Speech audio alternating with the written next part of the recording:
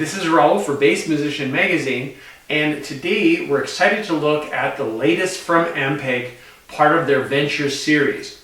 Now, I know you've probably heard me say this before, but Ampeg has been a synonym for bass amplification since I was a teenager. And this particular series, you get 3 possible options as far as heads, so a 300, 700, and 1200 watt, which you're looking at, and 5 different cab configurations. And they're very specific on how many speakers and what sizes are in each cab. Let's check out the specs on this one. Let's check out this really cool Ampeg stuff we've got to look at. Starting with the cab, this is a VB115. You can hook it up either in a daisy chain setup or you can do a parallel setup. When we look at the rear panel, it has the high frequency horn level control / attenuator knob. What this is a high frequency compression driver. You can adjust it to -6 dB, 0 dB, or off entirely. And those dBs are decibels. You've got 2 speaker inputs, and they are the Nutric Speak-On combo jacks. So you can use either the Speak-On cables or the 1/4 inch, preferably the Speak-On because those give you superior current and low noise performance. If you have to use a 1/4 inch, make sure you're using standard unshielded cable. Each of these inputs can be used singly, or you can use it as a through in that daisy chain, as we mentioned, because those inputs are wired in parallel. So if you do add more speakers, you want to make sure that your total impedance is more than 4 ohms or more. Specs, power handling, we've got 250 watts, peak power of 500 watts with 8 ohms of impedance. Frequency response is 30 hertz to 17.4 kilohertz. You've got one 15-inch custom voice neodymium woofer with an 80-degree conical high-frequency horn. It is oriented in a vertical position with the size 22.8 by 22.8 by 17.5 inches. The weight, this is an ultra lightweight cab. It comes in at 34 pounds. The exterior is covered with a carbon fiber style Tolex covering. You've got steel corner protectors and heavy duty handles on both sides so you can lug it wherever you want. And of course, you've got the great Ampeg logo with a fabric covering over that big speaker. So that's it for the cab. When we look at the amp, what we have is the V12 bass amplifier. Now they give you a diagram to make it easy on how you can hook this up with instruments and everything, but kind of going through the details, the first thing we noticed working from left to right is the 0 decibel -15 decibel switch. You want to use that -15 for active instruments or instruments that have kind of a hot signal, whereas the 0 is going to be perfect for your passive instruments. If you're playing and you notice that the peak LED is lighting up, that means you've got too much juice going in there and you want to make sure that you click it to that -15 decibels. Right underneath it, we've got your 1/4 inch instrument cable input. Next to that, we've got a knob where you can add compression up to a 10:1 maximum ratio, and you do that by turning it clockwise. If you go the other direction, it'll take it all the way to off, and you've got LED lights that show you if you're exceeding the compressor threshold. Next, we've got the SGT. This is Super Grit technology circuit, and this is designed to give you classic Ampeg overdrive. Got the on or off switch, and you can toggle back and forth between SVT sound, which is the legendary Ampeg sound, or B15 Portaflex tube amp sound. Both of those are tube amps. With the dual knob, this gives you independent adjustment over the amount of grit on that inner control and how much output level you have with the outer knob. Next, you've got a power mute indicator, so you can mute it, and it's blue when it's active. LED's red when it's muted, so you can clearly see if you got things going or not. Next, we've got the gain knob, and you can adjust your signal level that's driving your preamp. We've got 3-band EQ, straightforward bass, mid, and treble. Next to that, we've got volume that gives your overall volume control. that also will give you, that controls what's going to the speaker, but also your phones and your preamp output. Next, we've got an ultra low switch. It's a 3-way switch. If it's to the left, it cuts your low frequencies by minus 20 decibels.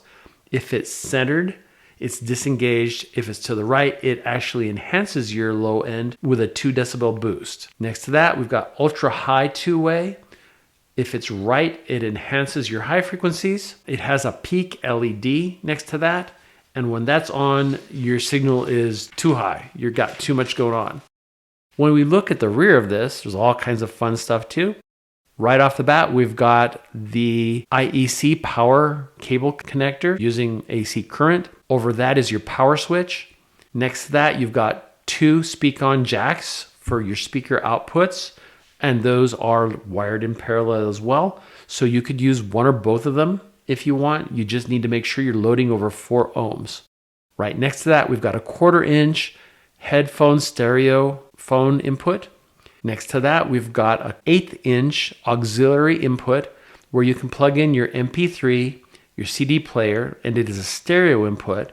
Now, it's important to know that you can only hear this through your headphones. So it doesn't kick it out through the rest of the amplifier. Next to that, we've got a preamp out. You use this 1/4-inch unbalanced jack to route the preamp circuit output signal into an external power amp. You want to connect this using a shielded TS instrument cable. Next, we've got the FX loop, and you've got send and return. So the send is a 1/4-inch unbalanced. You want to use another one of these unbalanced TS cables to connect to the input of an external FX processor. So using your pedals, the send output is affected by all controls except for the volume. You want to use the FX loop return jack to feed the return process signal into the power amplifier. The return, again, same size cable. You can alternatively connect the output of a preamp or another signal into only the return to route it into the Venture Power Amp circuit. And then you've got a mix knob that you can mix between the dry and the wet signals. Dry being your effects, wet being the signals when the FX loop is being used, and you can adjust it to a minimum for a pure direct signal where there's no effects, or to a maximum where it's a totally purely affected signal.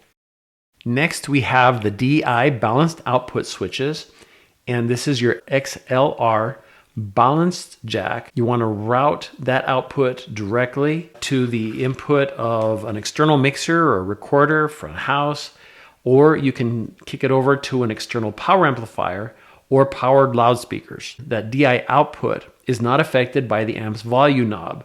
So you use the pre/post pad ground lift switches to configure that DI output. So you got your pre-post switch. If you toggle it, you can configure your balanced output to be tapped from either the pre or post specific amplifier controls as follows. In the pre position, which is up, the DI out signal excludes and is not affected by the -15 input controls, SGT settings, or the FX loop. In the post, the DI signal is affected by the -15 input gain controls, SGT, FX loop. You have the 0 to -20 pad switch. If you toggle it down, it reduces the output of your DI balanced output by 20 decibels. The ground switch lift, toggle it up, and if necessary, it will help eliminate hum that's coming out at that DI balanced output.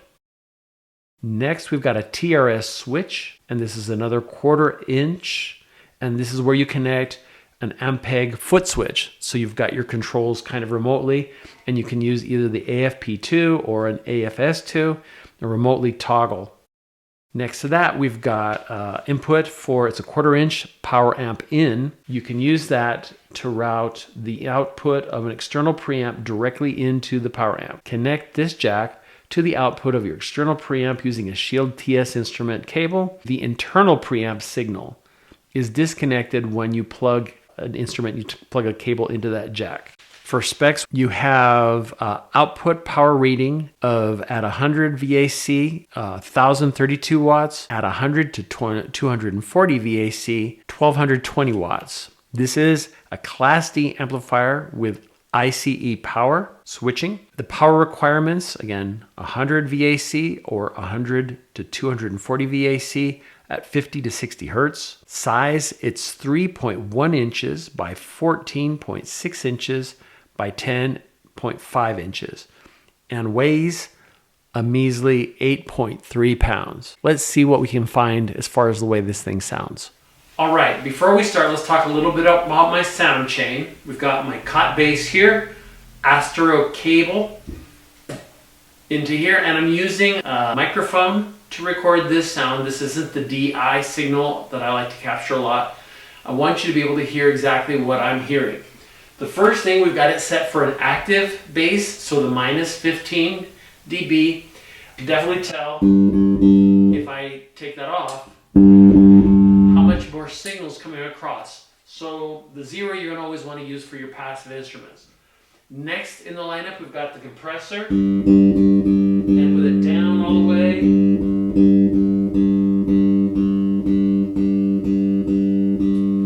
it's doing a job, not too noticeable, but it is doing that job of compression. Next, we've got the ultra low.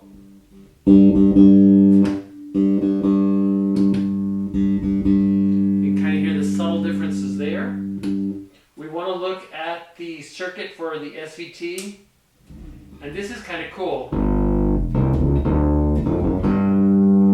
So we're set on SVT, and you can alter the amount of grit that you get. So you can get really gritty there, just a little. If we want to flip over to the B15, same amount of grit, just a little more subtle. So you can tell there's a whole bunch of possibilities that you can do. We're going to drop off of that whole circuit with the gain. That's pretty self-explanatory. And I'm not going to monkey too much with the EQ, but you can definitely find your balance of the treble, mids, and bass. You can set that up to your preference. With the ultra high, it's off right now.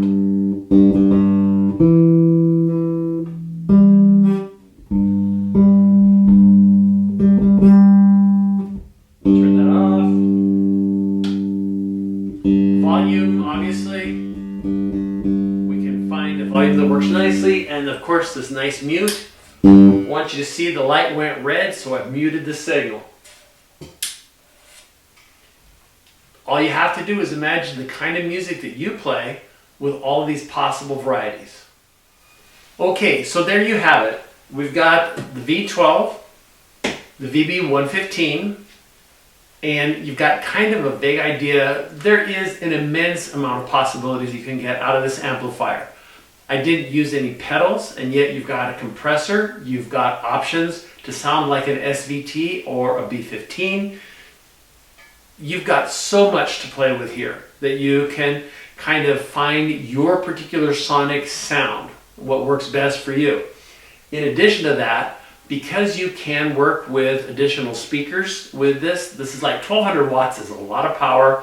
I would love to pair this up with maybe 2 speakers instead of just the 115. I think I could find a bit of how it responds to what I like to hear. But this is a great start. So you just have to kind of mix and match and find out what works for you. So if you want more information, go to ampeg.com and you can find out which of the Venture series might be best for you. This has been Raul for Bass Musician Magazine, bringing you the latest in the world of bass.